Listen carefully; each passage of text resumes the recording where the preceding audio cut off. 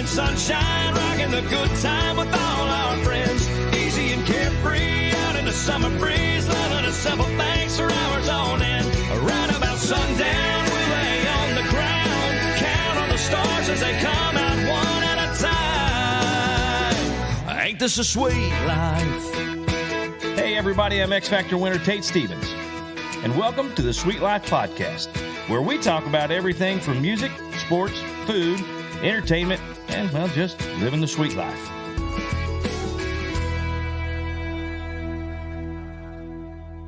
Hey guys, Tate Stevens back with AJ, episode number 2. Yes, sir. Man, today I'm super excited about what we're talking about today. The first episode we talked about my journey through the X Factor a little bit and kind of how all that went down. And this episode today, we're going to talk to one of my buddies who probably one of the most talented people I know, truly plays every instrument, sings better than 90% of the people that sing. Sickening. It's terrible. But to be that talented. But he's just, besides being that talented, he's just an amazing person. He's one of the sweetest people you'll meet, and just a great guy. Love him to death. But anyway, we'll talk about him, Mike Rogers, in a little bit. Just a little backstory about myself and Mike. When I put my band together after the X Factor, was holding auditions for band members and to go out on tour and do all that stuff. And Phil Billy, or Phil O'Donnell, who you'll hear a lot of me talking about, great songwriter, singer, guitar player, producer there in Nashville. He said, I got your guy, your drummer. I got him. Singer. He was Craig Morgan's band leader for, ever and ever, and yada, yada, yada. And I said, okay, perfect. I'd love to have him come out and audition and meet him and stuff. And so our auditions were held, and these guys are coming in, different drummers and bass players and guitar players, the whole thing.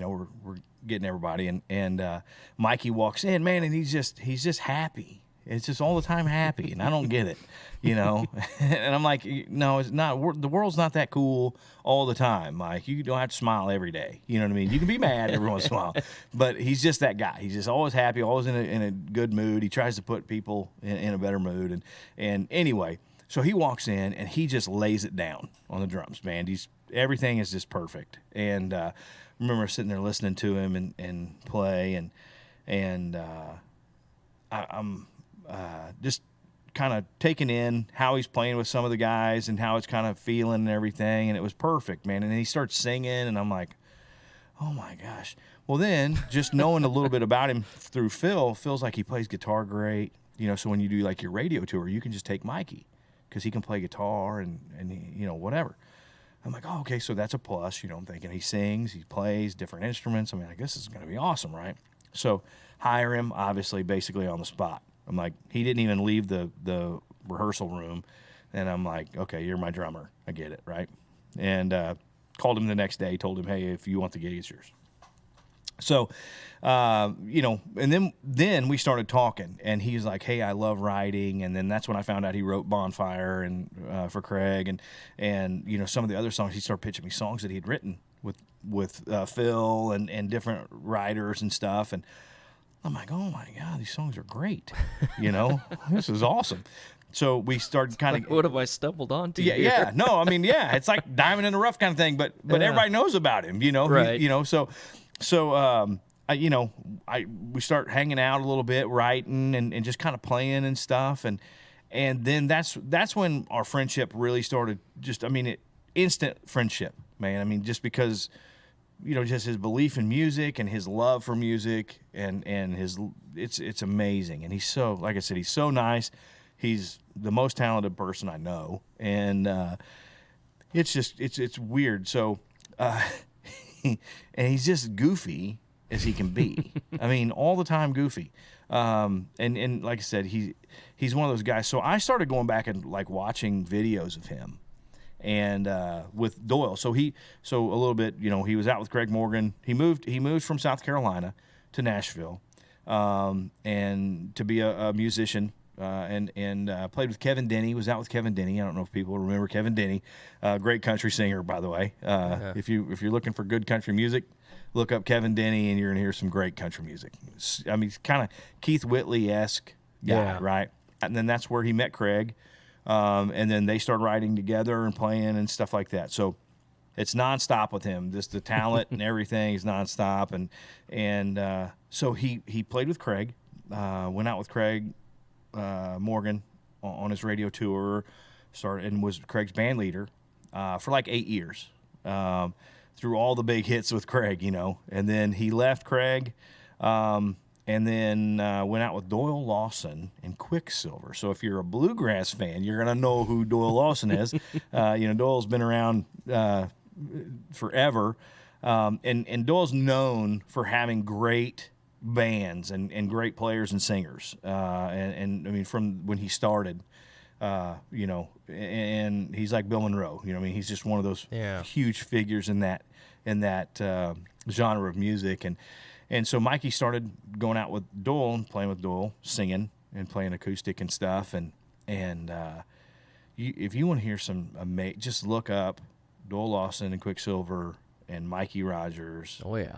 It's sick. It is so good. It is so good, man. And even if you're not a bluegrass fan, it's just great music. It's just awesome. Their harmony, the blends, and the musicianship, and like I said, just being a music guy, I love it. So anyway, so Mikey then went on and played with Doyle for like 3 years, I think, out with him, and then picked up the touring gig with me.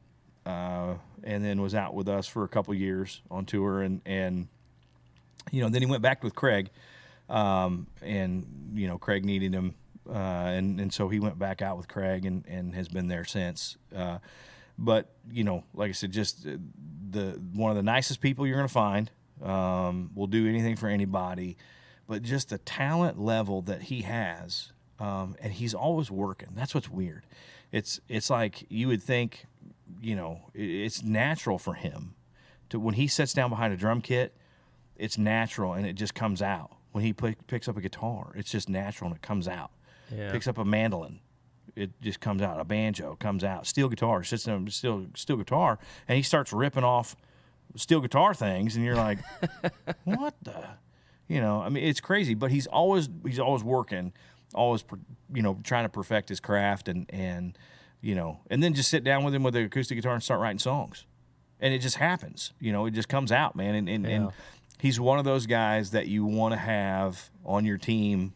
He's got it, whatever it is. Yeah, that thing. Yeah. And like I said, and his new project, this Brotherly Love thing that they got with the Gaither Music Group with Ben Isaacs and Jimmy Fortune and Bradley Walker, this new thing, it's just it's like listening to the Statler Brothers. Like a revamped Statler Brothers kind of thing. Yeah. Really, when you listen to their project, and it's so good, which you can pick up at Cracker Barrel, by the way. And stream it on Spotify. Yeah.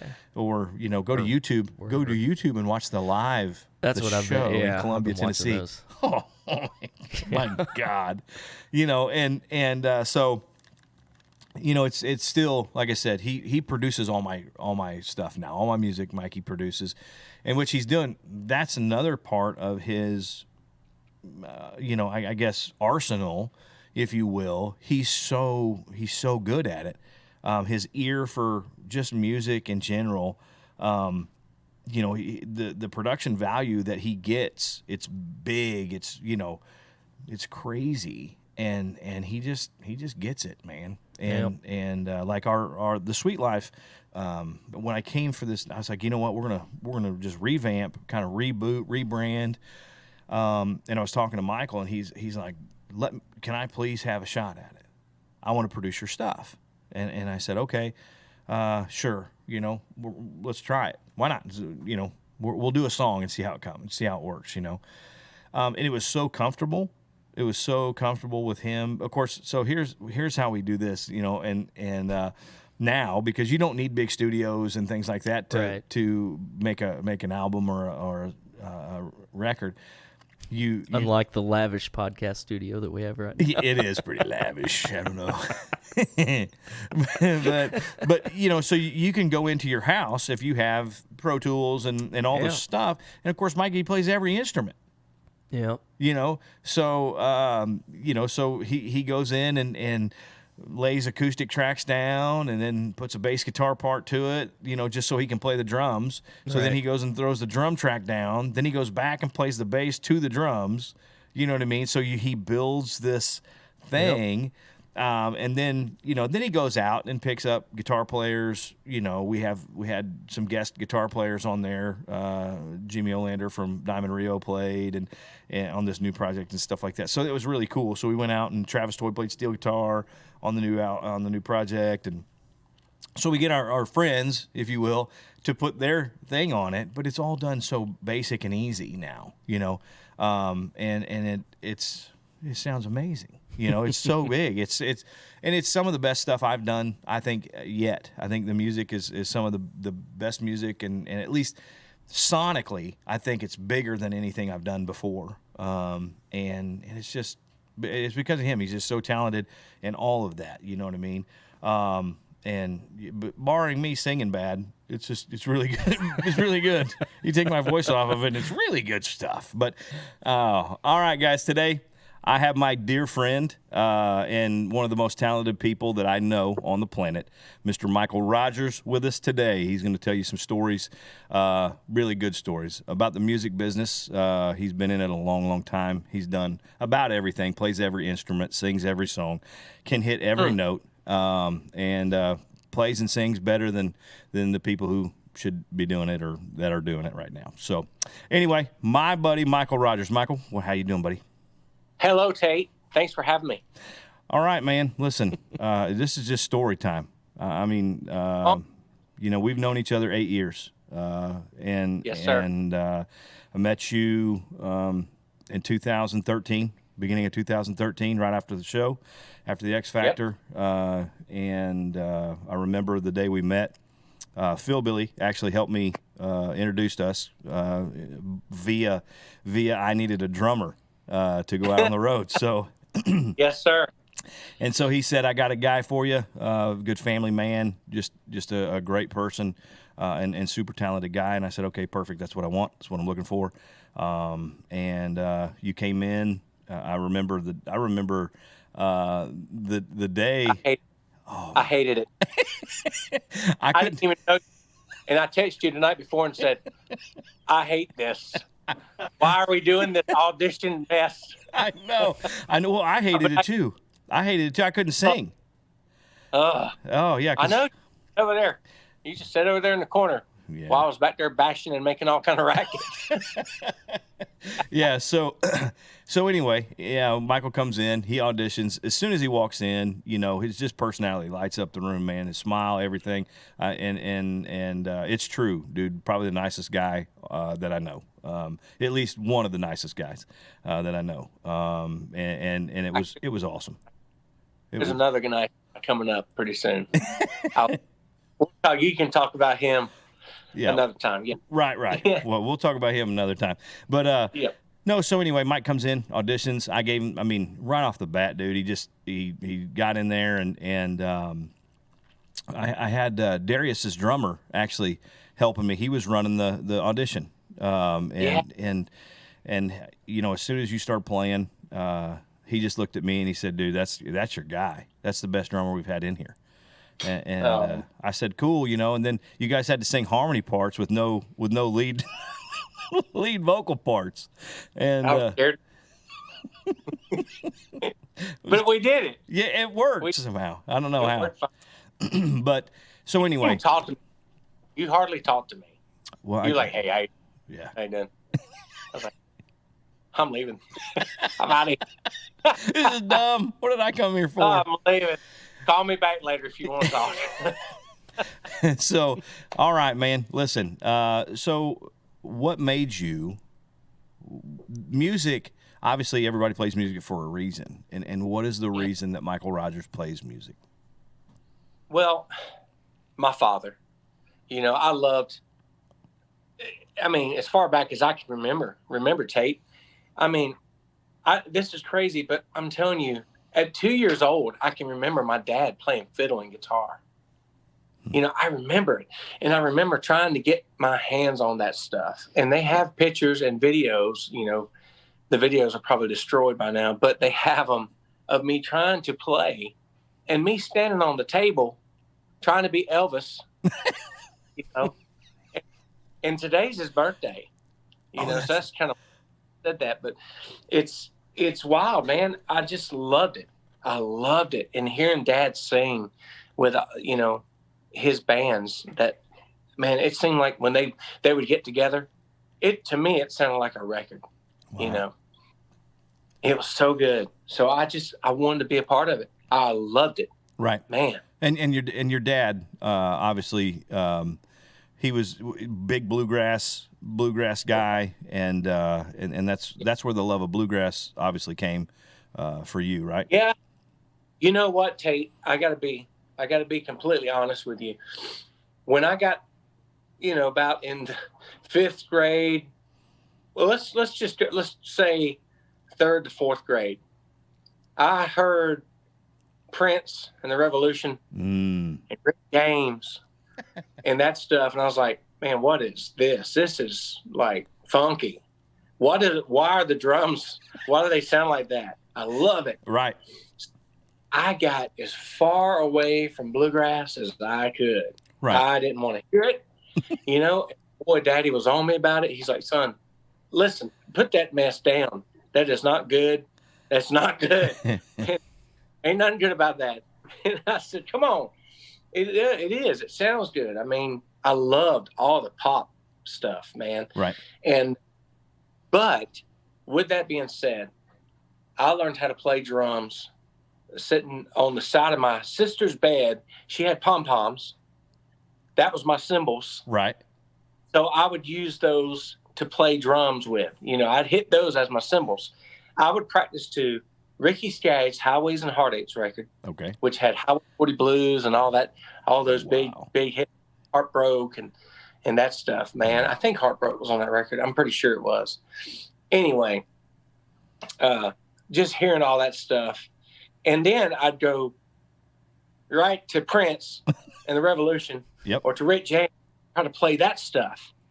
And it was like, Mom and Dad are like, our son has lost his mind. He's back there playing to Ricky Skaggs, and then the next thing you hear, he's playing Cool in the Gang. Well, right. What's wrong with that boy? But, you know, that helped me learn how to play drums. I learned what groove and meter was about. Sure. You know. Sure, absolutely. Because that stuff, Ricky's records, oh my gosh, they were so good. They were so tight, man. And, you know, hearing all the rock and the funk stuff, man, that was just so good too. Right. It was good, solid. So I loved it. Right. Okay. Now, so let's move through high school. Played obviously band guy, right? You playing drums in the band? Absolutely. Loved it. And then was it right after high school you went to the Carolina Opry? No, not right after. I was playing in my own band. Okay. It was a rock pop band around, you know, regional area. And I started hanging out with this other great band that was down in Murrells Inlet, South Carolina. Okay. It was Charlie Floyd. Charlie had a deal with Liberty Records at the time. So I was listening and, you know, getting to know those guys, and they asked me to join that band. So I did. Right. I played with him for about 1.5 years. It was fun, man. You know, we did some circuit stuff. Sure. You know, we toured a little bit. But then Calvin Gilmore called me from the Carolina Opry and asked me to come play there. And Rachel and I had just gotten married. Right. So I said, you know what? It's job security. It's solid. 401k, benefits. I mean, I went. Yeah. And I learned a lot there. It's like getting paid to go to college. Sure. You know, for me, because we played every style. Bluegrass. I mean, I'm talking traditional bluegrass to big band Broadway. And you had to be on it. Yeah, and I for was scared. Yeah. absolutely, and for the people who don't know about the Carolina Opry, probably the largest. Is it the largest? At least on the southeast side of the country. Yeah, it's a great show. Oh my goodness, Right. what a tremendous cast! Even still today, Right. they are just, even with the COVID stuff. I mean, they have a limited seating, but they're still running and they're doing great. Yeah, they're doing great. So the Carolina Opry is a huge venue, really. As an Opry goes, it's a huge venue, and they had big stars come through and play and stuff like that. So you and Rachel, newlyweds basically, or fairly new to being married. The girls were little. Yeah.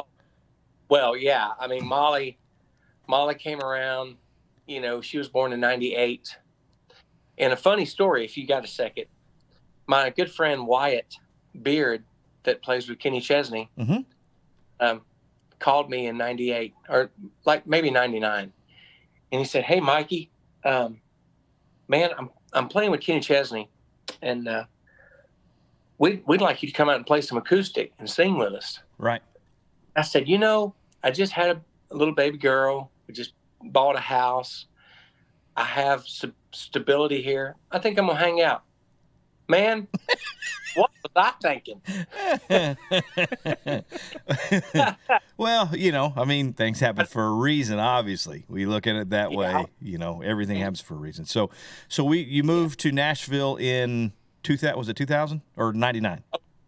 02. Okay, 02.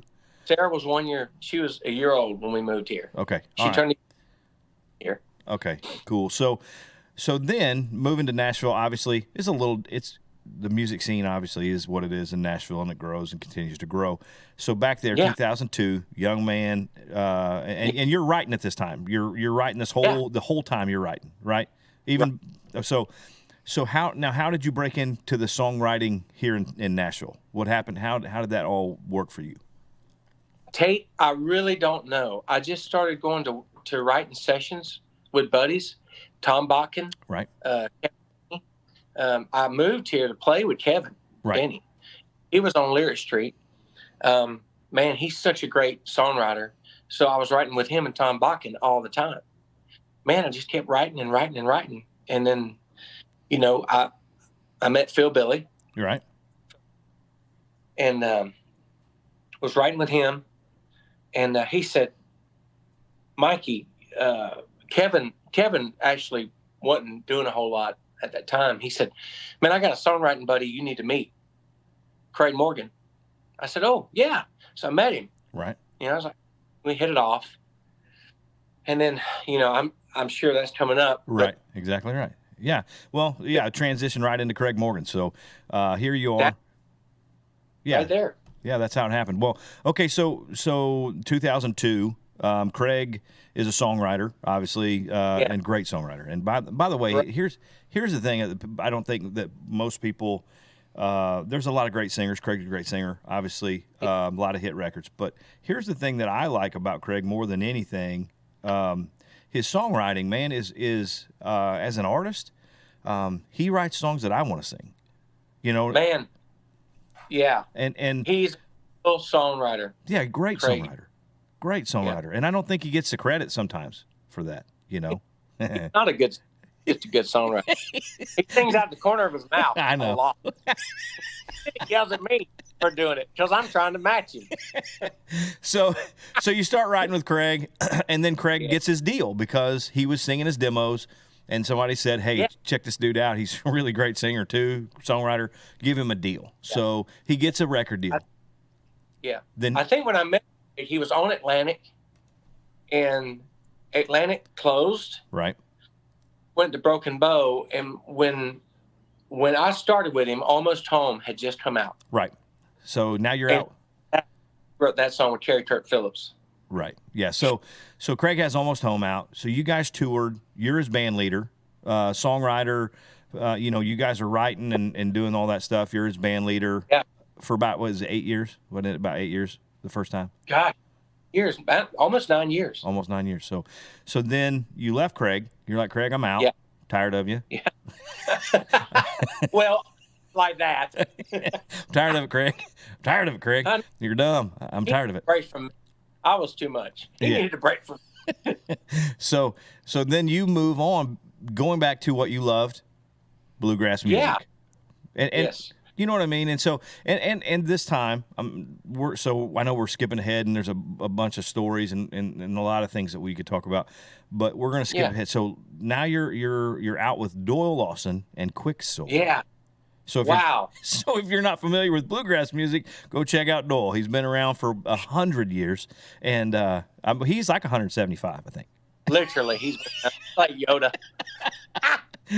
he's He's Yoda. He is Jedi master of bluegrass. Him and Ricky. So you're out singing. You come off the Yeah. drums, you know. Yep. And here's where if you guys want to check out some really cool stuff, go to YouTube and look up one of my favorites, man. When you guys did the thing in the cave, that show you guys did in the cave. What a blast! And Yeah. and it's this big bluegrass thing in a cave. Is it in Tennessee or is it in Kentucky? I don't. Yeah, it's in Tennessee. It's in Tennessee. It's like Lynchburg, I think is where it's at. Okay. Down Lynchburg, Tennessee area. Yeah. And so It's Cumberland Caverns. Yeah, Cumberland. That's right. So you go in and just Google it on you or look it up on YouTube and listen to "Precious Memories" with Michael singing it. That's it's like a spiritual movement when you listen to it. It's perfect. And this is live. It's a live recording. These guys, Corey and you guys were just killing it, man. I mean that right there, to me, I thought it doesn't get. I mean, I don't know that it would get any better. I've heard, and I'm not discounting any bluegrass artists. I've got to see the Osborne Brothers and a bunch, and of course Ricky Skaggs and a bunch of bluegrass artists, Rhonda Vincent, and I've seen a ton. I've seen a ton, Yeah. but it doesn't get any better, man. I don't know how. You know, it's kind of like rock and roll singers for me. When I watch Steve Perry back when he was doing his thing with Journey, standing on the stage, just killing it. If I was going to be a rock and roll singer, and I looked at that and I was like, oh well, I'm just going to go home because I don't do anything like I can't do anything like, you know what I mean. So him and Paul Rogers, man, to me are the two. You know, Paul Rogers, geez. I mean. Well, here's the thing, Tate. With somebody like Doyle Lawson, Doyle has he's such a great teacher. Mm-hmm. So he really taught, he knows how, he knows music. Right. And, we have some talent. The guys that he brings in, there's some talent there, but he molds everybody, man. It's really good. Well, he's such. If you don't conform, it's. Time out, son. Time out, son. You better leave. You better learn your part. I'll be back tomorrow. Have it. Oh, so you're out with Doyle for a few. What was it? 2-3 years? Was it 3 years? 3 years. So you're out with Doyle. 3.5. Yeah, 4 records. So you were with Doyle for 3 years. Out with him with Quicksilver for 3 years. Then, you get a phone call from Phil Billy. He says, "Hey, this guy just won this show." Yada yada yada. And by the way, so for me meeting Phil Billy, obviously it was a huge honor for him to write. He was the first guy when I got to Nashville to write with me. Here's a guy has huge hits, and he's a very prolific songwriter. And he's like, "Man, I'll write with you. I don't care." And to me that spoke volumes of the person that he is. I love Phil Billy from the time I met him. Hey, old son. I'm like, wow, okay. His overalls tucked in his boots and his old T-shirt that he looked like he'd been painting or something. I don't know what he's doing, but and he told me about you. So you get the phone call, Mike. Hey, there's a guy that needs a drummer, blah blah blah, and then you come out, you audition. I hire you immediately. Really, I think it might have been that night. I don't know if you got a call that night or maybe the next day. They probably called and said, "Hey, look, you're in if you want it. It's your gig." So fast forward a few months, April This was probably what in February. You probably got February or March maybe. We did the audition. April we leave. The bus leaves, right? So we have our two our two rehearsals before we take off. So and then now you're out with me. We do our stint. Then you go back. You left because you're like, look, dude, you're terrible. I'm out. I got to go. No, not at all. No. So as the business works, you go back to playing with Craig Morgan, being his band leader again, and all that. So you're writing, but we've skipped part of the writing thing that I want to talk about. So as you're writing, you and Tom, I believe Tom is on Bonfire also. So yes. You, Tom, and so Kevin, Denny, and Kevin. So you guys write this song, and you're so excited. So I want you to tell them, not me. I know the story, but you tell the story of how the whole Bonfire thing happened. Okay, here's how it happened. So I wrote the song with Tom Bakken, Kevin Denny. I'm on the way home, I think it is, and I call Rachel, and I said, honey, I wrote a song called Barn Fire. Barn Fire. So, and I'll make this real quick because there's actually two parts of this story. She said, no, honey, it's called Bonfire. I said, listen, I wrote the song. It's called Barn Fire. B-A-R-N, fire. Because I thought for some reason, okay, when you write with Tom Bakken, you can't understand a word he says. Nothing. He's so daggone country. So, okay, so that's how that went down. And I said, no, you're right. It is Bonfire. Tom Bakken calls Jimmy Fortune. He says, Jimmy, I wrote a song with Mikey today called Bonsai.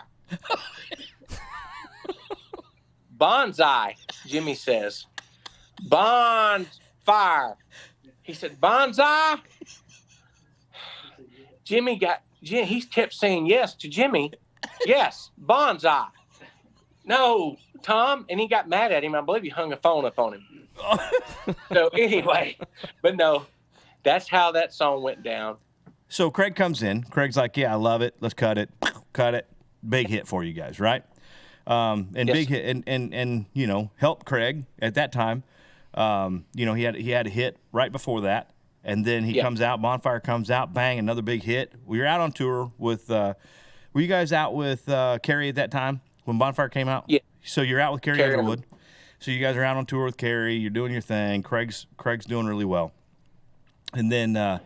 So fast forward again, you played with me, went back to Craig now. Now you're writing more, and I know we could talk for 2 hours about all the stuff that you do, all the producing and writing and all the songs you've written and that people have recorded, including myself, and all that. So now as you've moved through your musical journey so far.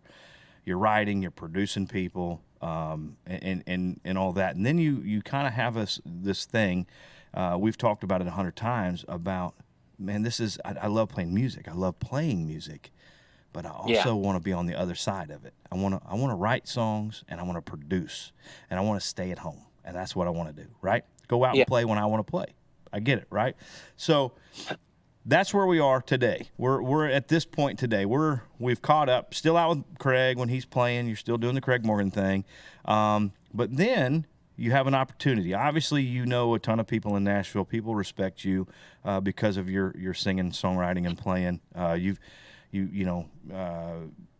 To me, like I said, and I scream it from a mountaintop every time I'm around somebody, you're probably one of the most talented people I know, and in every aspect. And I mean that, I love you and all that, but all shucks aside, it's true. So we're in today, so it's 2021, and Mike Rogers, you guys, you and some of your friends, Jimmy Fortune, Bradley Walker, and Ben Isaacs. I mean, I don't know. That's a pretty cool group of dudes. So you guys have a new thing out. You come out with it, well, kind of towards the end of last year, into 2020. Yeah, well, it came out in September. Yeah, so September. Crazy. So September 2020, you have this thing, this Brotherly Love project on the Gaither Music Group label, and it goes to Cracker Barrel and all the other places that they serve, and it's doing really well. It flies off the shelf at Cracker Barrel. It's doing great. So you call me. You're like, hey, I got this thing. Go check it out. Here's the thing. So we were actually I'm in South Carolina with my wife, seeing her dad. And I go into Cracker Barrel and I pull up, I buy the CD. I buy the Brotherly Love. And I sent Michael a picture of me with the CD. So as we're driving back towards Tennessee, I'm singing, of course, so there's so many great songs, country tunes, even some classic rock songs, Oh, yeah. and gospel, obviously, on there. So, but everything's awesome. The harmonies are great, and it's amazing what you guys have done. And so I remember, brother, Man of Constant Sorrow. Yes. I'm singing it in the car, and I think Ashley videoed me, and I said, I'm the fifth brother in Brotherly Love. So That's right. Yeah. So, man, let's talk about that for a minute. Let's talk about Brotherly Love and kind of, how did that come about, and what's going on right now? Where are we at? Well, Ben Isaacs had the idea, man. It's all his brainstorm. Ben is such an incredible producer and musician and singer himself. Him and I were playing downtown a good bit. So he talked with some folks over there at the Gaither, the people over there, and said, what if me and Mikey, Jimmy, and Bradley Walker got together? So we did. We got together in Ben's living room. And we sang some songs, and we recorded them on our phone that day just to hear the blend, to see what it would sound like. Mm-hmm. Oh my goodness. Right. It was what he pictured and what he heard in his heart. And so we went in the studio, we cut the record. They liked it enough that they did a full DVD live concert right before the pandemic. Right. I'm talking a week before we shut down. So God has a plan. Timing's everything. Absolutely. And man, ever since when it come out, there'd be little things on YouTube here and there, peak of a song, or they would release a song here or there of the concert. Mm-hmm. Then the CD came out with the DVD, and man, it has just been such a blessing. That it's amazing. Wow. Well, listening to it, like I said, there's so many great songs on there, but one of my favorites on there is Lighthouse. That's probably that's a great song anyway. But what you guys did to that song and the way it's amazing. It just feels.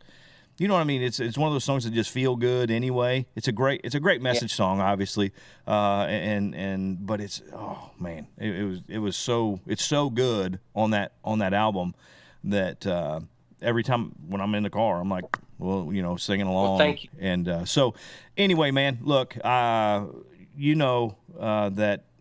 as my producer and songwriter and musician guy, that basically I call you and say, hey, listen, I just need this to happen, and you're like, sure.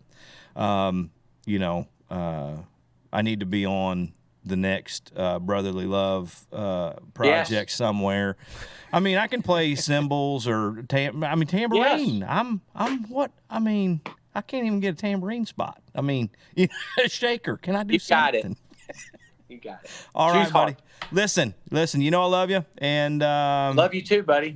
We'll I got to come down and we got to get some work done anyway. But we'll see you soon, and I appreciate you, everybody. Michael Rogers. Love you, Tate. Love you, man. Thank you. Thank you, sir. Bye, buddy.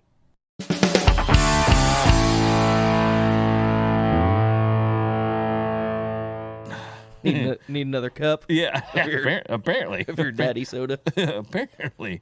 All right, guys, thanks for listening to episode number 2 with my buddy Mikey Rogers. Episode number 3 is going to feature legendary Country Music Hall of Fame member, Mr. Jimmy Fortune of the Statler Brothers.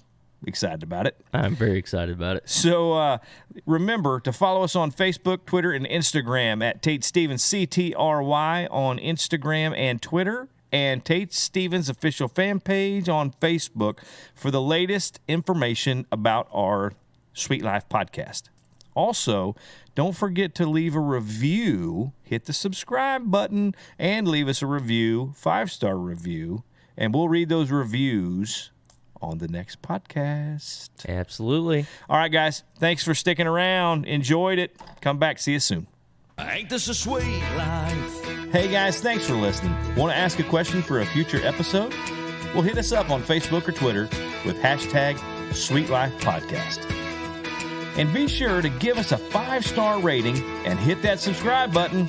Leave us a review on Apple Podcasts, Google Play, Stitcher, or wherever you get your podcasts. Make sure you follow me on Facebook, Instagram, and Twitter to stay up to date on the latest news and information for the Sweet Life Podcast. And we'll see you next time.